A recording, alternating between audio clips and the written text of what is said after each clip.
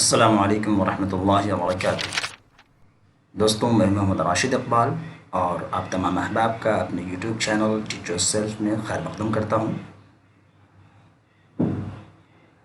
آج میں منشی پریم چند اور ان کی تحریر کردہ ناول گودان سے متعلق کچھ معلومات لے کر آپ کی خدمت میں حاضر ہوا ہوں۔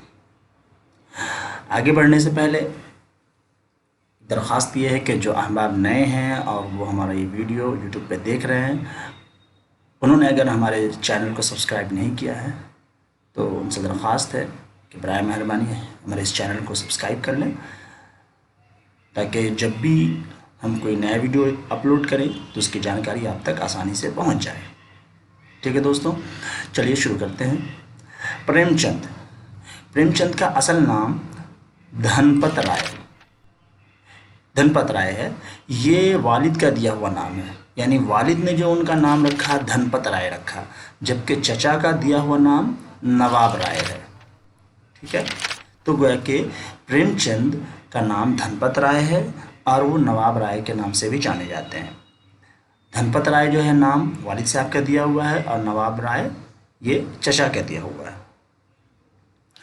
افسانوی مجموعہ سوز وطن کے ضبط ہونے سے پہلے یہ نواب رائے کے قلمی نام سے لکھتے تھے، لیکن اس کے بعد اپنے ایک دوست اور زمانہ ایک میگزین ہے یا ماہنامہ ہے، زمانہ کے ایڈیٹر دیا نارائن نگم کے مشورے سے پریم چند کے نام سے لکھنا شروع کیا۔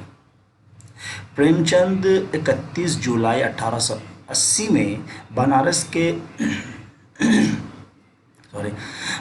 کے لمحی نامی گاؤں میں پیدا ہوئے اور انتقال 8 اکتوبر 1936 میں بنارس میں ہی ہوا۔ اب اس میں دیکھیں، ان کی پیدائش بھی بنارس کی ہے، انتقال بھی بنارس میں ہی ہوا۔ پیدائش 1800 جولائی 1880 میں اور وفات جو ہے 1936 میں۔ ٹھیک ہے، اب یہاں پہ ایک بات یہ ہے کہ سوز وطن جو ان کا افسانوی مجموعہ تھا، جسے حکومت نے ضبط کر لیا تھا، اس سوز وطن کے مجموعہ کے ضبط ہونے سے پہلے وہ کس قلمی نام سے لکھا کرتے تھے؟ نواب رائے کے نام سے۔ اس کے بعد جب وہ سوز وطن جو ہے افسانوی مجموعہ ضبط ہو گیا تو ایک دوست نے انہیں مشورہ دیا، جن کا نام کیا تھا؟ دیا نارائن نگم، کہ آپ پریم چند کے نام سے لکھنا شروع کریں۔ تب انہوں نے پریم چند کے نام سے لکھنا شروع کیا۔ تو گویا کہ وہ پریم چند سے پہلے وہ کس قلمی نام سے لکھا کرتے تھے؟ تو نواب رائے کے قلمی نام سے لکھا کرتے تھے۔ ٹھیک ہے، آگے دیکھیں۔ والد کا نام جو ہے منشی عجائب لال تھا، جو ڈاک خانہ میں کلرک تھے، اور والدہ کا نام آنند دیوی۔ ٹھیک ہے، اور والدہ کا نام آنند دیوی تھا۔ تو والد منشی عجائب لال اور والدہ آنند دیوی۔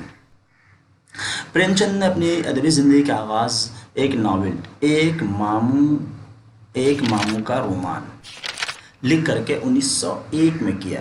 یعنی پریم چند کی جو ادبی زندگی کا آغاز ہے وہ ایک ناول کے ذریعے ہوا، جس کا نام ایک ماموں کا رومان، جو انہوں نے 1901 میں لکھا تھا۔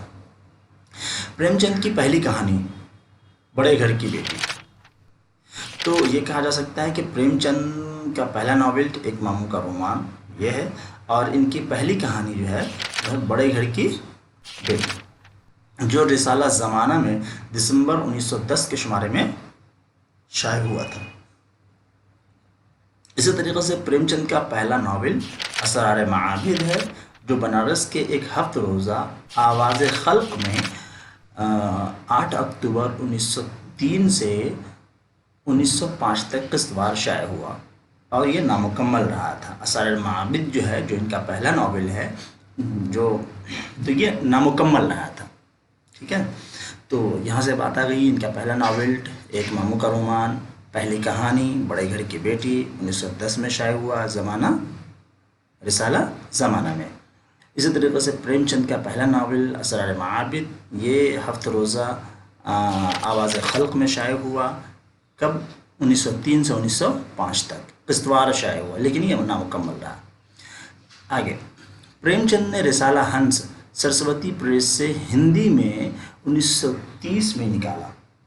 یہ ایک رسالہ نکالا کرتے تھے، رسالہ ہنس. تو یہ سرسوتی پریس سے انہوں نے 1930 میں نکالنا شروع کیا. پریم چند نے فلموں کے لیے اپنی پہلی کہانی مزدور لکھی. فلموں کے لیے جن کی پہلی کہانی تھی وہ کس نام تھی؟ مزدور کے نام سے. اور رسالہ ہنس انہوں نے کب سے نکالنا شروع کیا؟ 1930 سے. آگے ان کی کچھ تصانیف: ہم خرما و ہم ثواب 1905، روٹھی رانی 1907، جلوہ ایثار 1912، بازار حسن 1916، گوشہ عافیت 1920، چوگان ہستی 1927، پردہ مجاز 1928، بیوہ 1927 میں لکھا، اور اردو میں 1932 میں شائع ہوا. یعنی بیوہ جو ہے 1927 میں لکھا، لیکن اردو میں جو ہے بیوہ یہ آپ کو 1932 میں شائع ہوا. غبن 1930 میں لکھا اور اردو میں 1932 میں شائع ہوا. میدان عمل، یہ میدان عمل اردو میں 1936 میں جامعہ دہلی سے شائع ہوا. اس کے بعد گودان. ٹھیک ہے، یہ تمام تصانیف منشی پریم چند کے ہیں. آگے منگل سوتر 1936 میں لکھنا شروع کیا تھا. منگل سوتر پریم چند کی آخری ناول ہے اور یہ نامکمل ہے. تو اگر غور کریں تو منگل سوتر یہ ان کے آخری ناول ہے اور یہ بھی نامکمل رہا. اور اسی طریقے سے جو پہلا ناول تھا اسرار معابد ہے نا پریم چند کا، یہ بھی نامکمل ہی رہا. پہلا ناول جو ہے اسرار معابد یہ 1903 سے 1905 تک قسطوار لکھا تھا آواز خلق میں، یہ نامکمل رہا. اور اسی طریقے سے جو ان کا آخری ناول ہے وہ بھی نامکمل ہی رہا. آخری ناول 1936 میں منگل سوتر. افسانوی مجموعہ سوز وطن 1908 میں جو کہ حکومت کی طرف سے ضبط کر لیا گیا تھا. پریم پچیسی اول دوم، اسی طرح سے پریم بتیسی اول و دوم، پریم بتیسی اول، پریم بتیسی دوم، اس طریقے سے، اور پریم پچیسی اول اور پریم پچیسی دوم. اس طرح سے خواب و خیال مئی 1928 میں. خواب و خیال میں جو ہے 14 افسانے ہیں. اس میں کتنے؟ 14 افسانے شامل ہیں. فردوس خیال، خواب و خیال، اس کے بعد فردوس خیال 1929 میں، اس میں 12 افسانے ہیں. پریم چالیسی اول اور پریم چالیسی دوم، اور اسی طرح سے ایک مجموعہ ہے آخری تحفہ 1934 میں. تو یہ سب ان کے افسانوی مجموعے ہیں. زاد راہ 1936 میں، دودھ کی قیمت 1937 میں، اسی طرح سے واردات.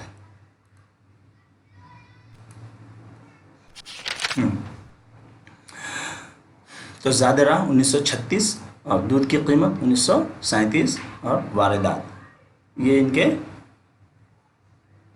ان کی تصانیف ہیں. پریم چند کے ڈرامے: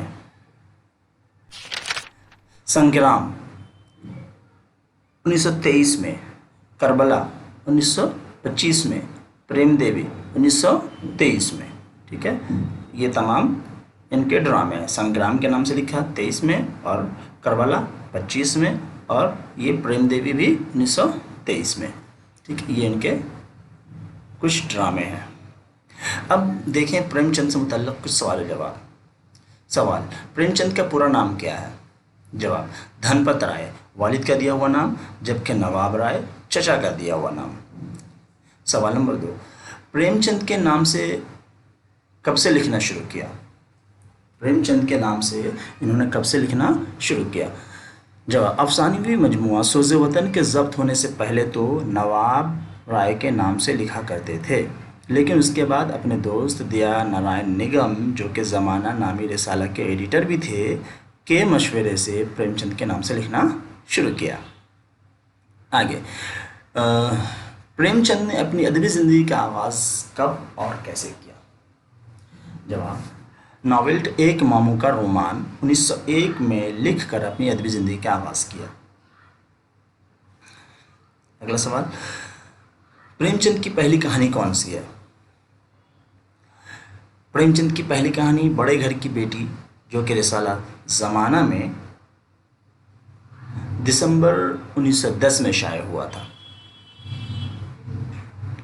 अगला सवाल, प्रेमचंद का पहला नावल कौन सा है?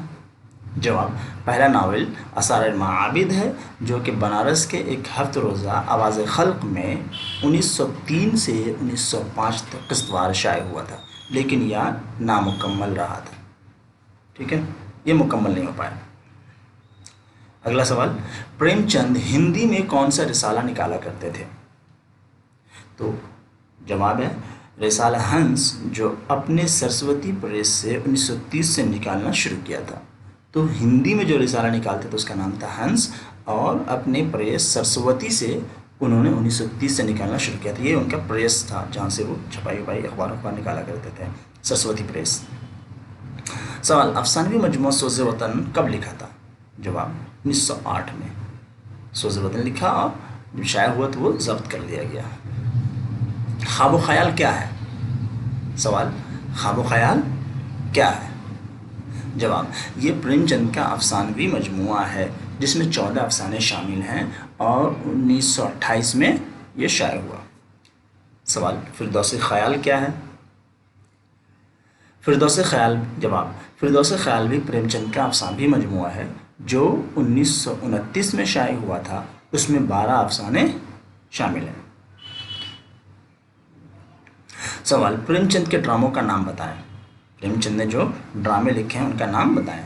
जवाब, संग्राम 1923, प्रेम देवी 1923 और करबला 1925। ठीक है दोस्तों, तो ये हैं प्रेमचंद से मुतल्लिक़ कुछ मालूमात और उनसे मुतल्लिक़ कुछ ज़रूरी सवाल जवाब। उम्मीद है कि ये आपकी तैयारी में बहुत ही मुफीद साबित हो। दोस्तों, तो आज के लिए इतना ही। इंशाअल्लाह फिर जल्दी मिलते हैं किसी अगले वीडियो में, और इंशाअल्लाह अगले वीडियो में हम नाविल कौदान के मुताल्लिक़ कुछ बातें करेंगे।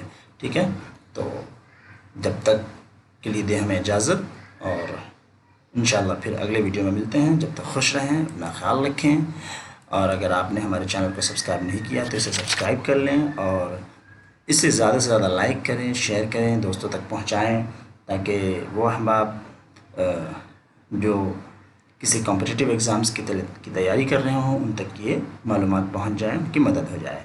ठीक है दोस्तों, अस्सलामु अलैकुम वरहमतुल्लाहि वबरकातुहू।